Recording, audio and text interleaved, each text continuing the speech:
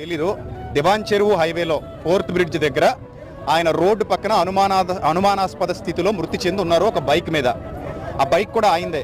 So రాత్రి నుంచి ఆయనకు సంబంధించినటువంటి ఎవరైతే కన్వీనర్స్ ఇక్కడ ఉన్నారో వాళ్ళు ఎన్నిసార్లు ఫోన్ ట్రై చేసినా కూడా ఆయన రెస్పాండ్ అవ్వలేదని చెప్తున్నారు. సో అలాగే పోలీసు వారు కూడా ఇందాక మేము అడిగినప్పుడు అది యాక్సిడెంట్ కాదు అని చెప్పినప్పుడు నేను నేరుగా పోలీసులతో మాట్లాడాను. ఆయన యాక్సిడెంట్ కాదని మాకు చెప్పారు. సో డాక్టర్స్ కూడా ఏమన్నారంటే ఇది అనుమానాస్పద మృతిగా ఉంది అని చెప్పారు. ఆయన ముఖం మీద చాలా భయంకరమైన గాయాలు ఉన్నాయి. ఈ పెదాలన్నీ కూడా కట్ అయిపోయి ఉన్నాయి. అదేదో రాడ్తో కొట్టినట్టుగా మాకు అనిపిస్తుంది. సో కాబట్టి ఏం జరిగింది అనేది మాకు తెలీదు.